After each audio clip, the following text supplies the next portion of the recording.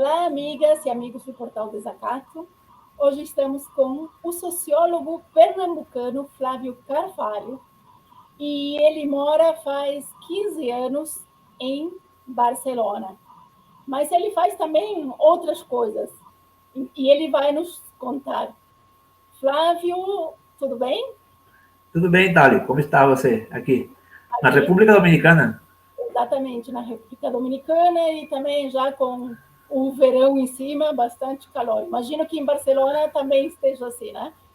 Exato. Começamos a esquentar motores. Então, Flávio, além de ser sociólogo e morar, né, em Barcelona, o que mais você faz lá? Eu, desde que cheguei em 2007, era natural me envolver com a questão da migração. Eu, como migrante, me redescobri como migrante e criamos uma rede nacional, uma rede de brasileiras e brasileiros na Europa. E depois uma associação chamada Amigos do Brasil, que já não existe, mas o que permanece mais forte é o Coletivo Brasil Catalunha, uma iniciativa de catalães que já estavam aqui, que tinham vínculos com o Brasil e que nos chamaram como brasileiros para, claro, participar. Então, essa é a organização com a qual eu coordeno mais atividades ultimamente. Chama-se Coletivo Brasil Catalunha, porque foi fundado em 2007. E, mais recentemente, em 2017, 10 anos depois, a rede era muito ampla, tinha pessoas de várias origens e ideias políticas, inclusive. Eu fui eleito conselheiro representante de brasileiros no exterior, porque o governo do Lula institucionalizou um conselho de representantes, mas eu renunciei por algumas questões profundas, assim, de entender que era o momento de renunciar. E recentemente a Fibra foi constituída em 2016, mas eu me envolvi mais em 2017. É uma frente internacional de brasileiros, é como se fosse para mim aquela rede, mas uma frente anti-bolsonarista, declaradamente antirracista, antimachista, antifascista. E Então, eu estou me falando, envolvendo. em antimachismo, em fevereiro eu sei que você fez uma oficina que se chama Homens em Crise, Homens sem Crise. Tem uma letra S, né? Assim, não, né? Uhum. Então, o que é que você, como homem, tem a ver com a luta feminista? Eu me descobri que está a atividade. Foi muito boa essa atividade. Eu me descobri que eu não sou feminista, mas que eu sou movido hoje, mais que tudo, pela minha imensa vontade de ser feminista. Ou seja, cada vez mais, o desejo maior que eu tenho em mim hoje é chegar um dia a dizer que eu finalmente me posso afirmar como feminista. Mas que eu acho que isso, o processo, que pode ser que eu nunca chegue a ser feminista, é mais importante para mim do que efetivamente chegar. Ou seja, é a busca maravilhosa de tentar ao máximo, mesmo sem conseguir, porque tem uma discussão filosófica aqui, me dizer um dia que eu tiver nos meus últimos segundos de vida, eu dizer, eu consegui, eu sou feminista. Mas eu estou agora tentando escrever um livro que o título dele é Eu Não Sou Feminista. Para que as pessoas achem que. É uma trampa, né? Uma armadilha para que as pessoas achem que é um livro machista, mas não é. É um livro em busca de um feminismo particular. Então, no Brasil, eu fui recentemente, sempre por circunstâncias de problemas de saúde na família. Eu perdi meu pai recentemente, perdi minha mãe recentemente. E no meio do desespero e do bolsonarismo que eu encontrei lá, né, pessoal, a melhor coisa, eu ia dizer das melhores coisas, aí parei e disse, das melhores não. A melhor coisa que eu me encontrei no Brasil foi a luta antirracista e a luta feminista. Então, eu participei no Brasil, no pouco tempo que eu estive, de grupos de homens e eu acho que mudou minha vida, hein? Aquelas tardes lá em Olinda, com aquele grupo, eu acho que mudou. E olha que minha vida já mudou muito. Mas aí eu disse, não, isso nós temos que fazer em Barcelona. Aí voltando para cá, fizemos. Flávio, você acha que as masculinidades estão em crise? Eu acho que elas estão em crise e elas estão sem crise. Um jogo de... Não é um jogo de palavras, é um jogo de concepção filosófica, hein, em relação ao que está acontecendo. Então, eu acho que estamos, sem dúvida, não tenho nenhuma dúvida de que nós, as masculinidades, cuidado com os plurais, que eles são muito importantes, né? As masculinidades, as novas masculinidades, que não são aquelas de antes, elas estão em crise, mas ao mesmo tempo eu ponho esse S de que elas estão sem crise, que é para provocar, porque na medida que a gente diz que não está e que a crise não existe, a gente está parado. E o parado, quando a onda é assim, ficar parado não é ficar parado. Ficar parado é andar para trás. E o que seria, então, a crise das masculinidades?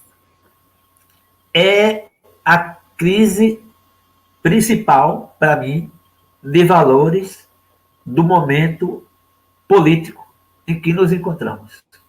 Um homem branco como eu, binário, como a sociedade era na minha época que eu estava no movimento sindical, binário no sentido das velhas dicotomias de gênero, né? O branco e o negro, o homem e mulher, e eu acho que isso se complexificou maravilhosamente bem hoje em dia.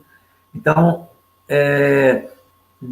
um homem branco se redescobre, a pessoa é um fato, se não é profundo, se não é interno, se não é muito psíquico, se não mexe com as suas entranhas, é mais um movimento. Então, eu acho que mexeu muito comigo saber que eu estava em crise, me assumir como uma pessoa em crise, mas eu acho que aí você sai, e aí por isso que tem um grupo de homens, porque você sai dessa crise interna e você encontra pessoas que estão na mesma crise, que não resolveram, não saíram daí. Mas o encontro das crises, para mim, é o que está ajudando, inclusive, as lutas tal como nós tínhamos tradicionalmente. A questão de classe, por exemplo, para mim, durante muito tempo, resumiu muito isso. Eu já saí, eu não estou mais. Somente eu me reafirmo a minha... É uma forma diferente de encontrar o caminho que eu acho que é o mesmo, que é o caminho da transformação da realidade, que a gente não está satisfeito e contente com essa merda que a gente tem hoje em dia. Então, existem várias saídas. Tem pessoas que eu vou seguir respeitando, porque elas estão num esquema que eu já passei e que eu acho que, para mim, eu tive que superá-lo.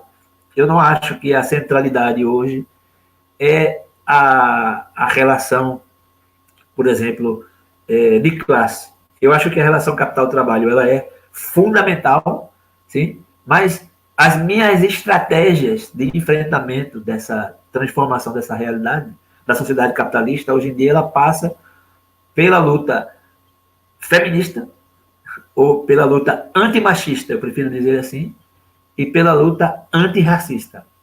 Sim?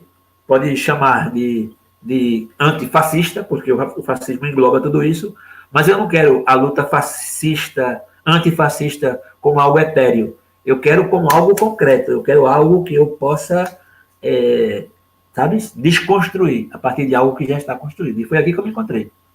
E, Flávio, como foi essa oficina? Teve homens, eram só brasileiros, tinha catalães.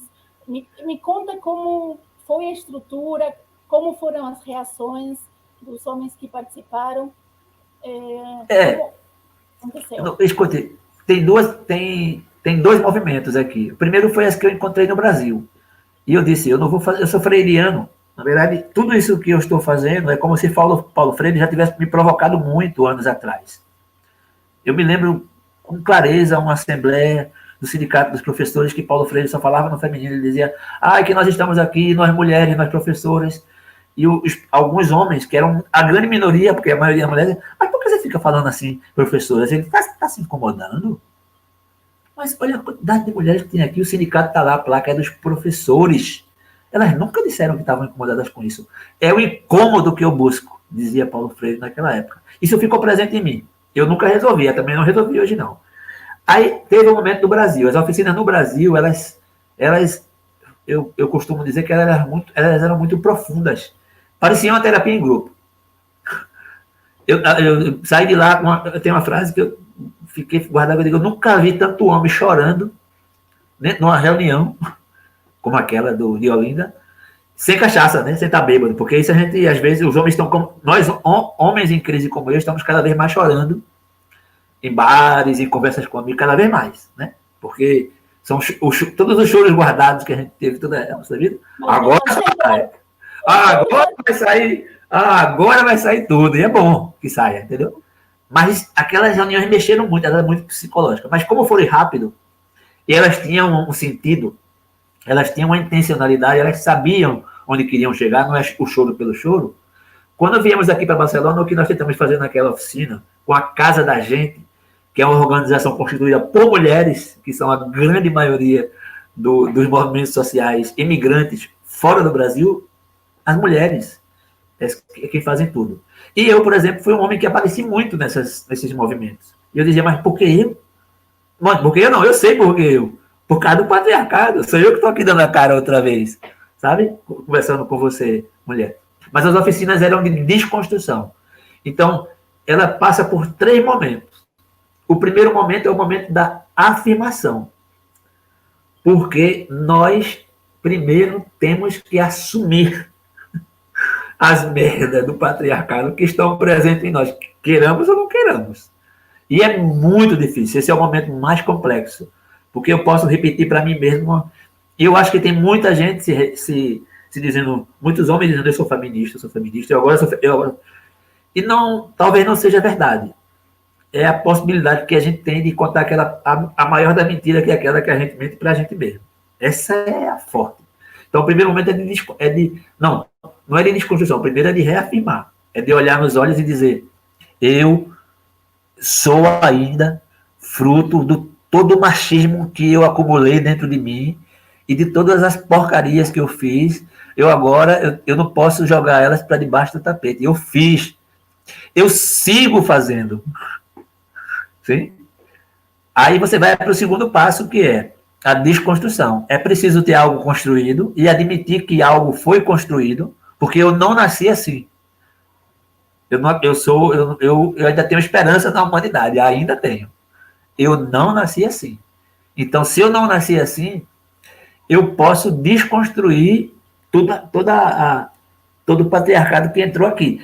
Desculpe, é um erro fazer isso, porque não está aqui.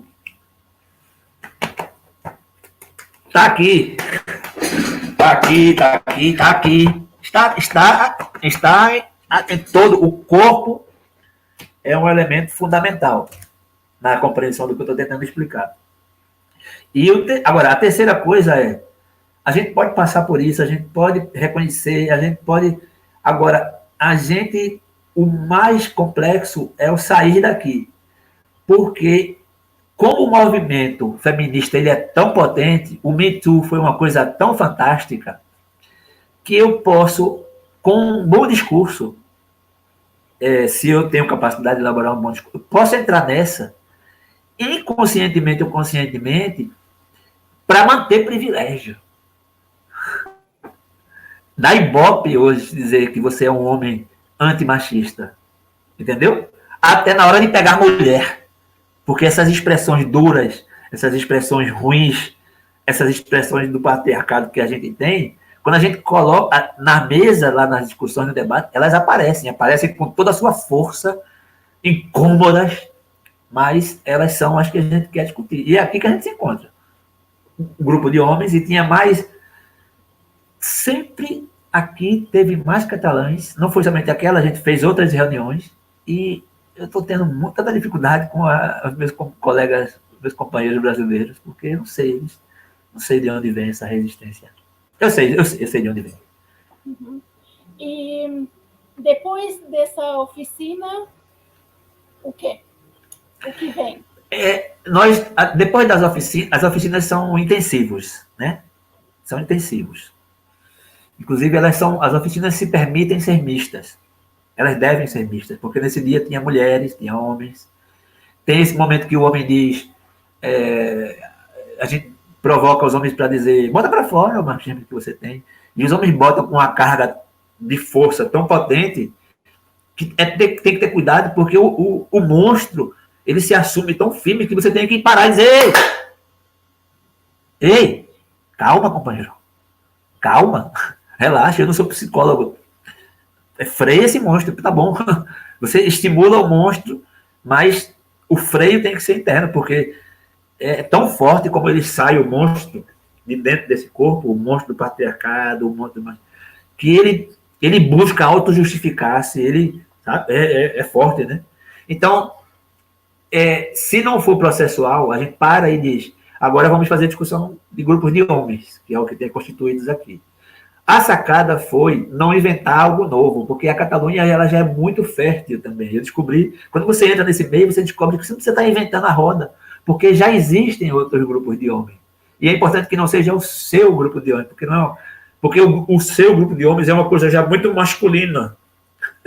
O meu grupo já tem muita coisa aqui muito profunda. Então a gente parou e a gente segue. E é curioso, como eu digo, nossos grupos clandestinos de homens, por que clandestinos? É porque a gente está quase na clandestinidade, porque eu tenho a maioria dos meus amigos, eu estou falando de amigos, né? Eles participam, mas eles dizem assim, mas não diz muito que eu estou participando, não. Eu digo, aí ele, não, é uma conversa, eu queria conversar contigo. Eu digo, tá bom, vamos. Eu posso chamar outro? Chama outro aí. Pode ser no bar? Pode ser no bar. Toma uma também, a cachaça. Na verdade, primeiro reconhecer que isso existe, depois assumir toda essa masculinidade tóxica que é ancestral praticamente, né? A partir daí poder conversar, reconhecer toda essa problemática e também o processo, como você diz, até conseguir ir tirando de dentro das entranhas, né, de todos esses lugares do corpo, como você disse, todas essas toxicidades que vai levar um tempo, mas se você não reconhece que isso existe, é impossível. Então, isso é impossível. Já é Excelente resumo. Então, obrigada, Flávio, pela entrevista. Espero continuar conversando com você sobre isso e outros temas, como falamos antes de começar a entrevista. Muito obrigada. Obrigada, leitoras e leitores do Portal Desacato. Desacato 13 anos, Rede de Jornalismo Solidário.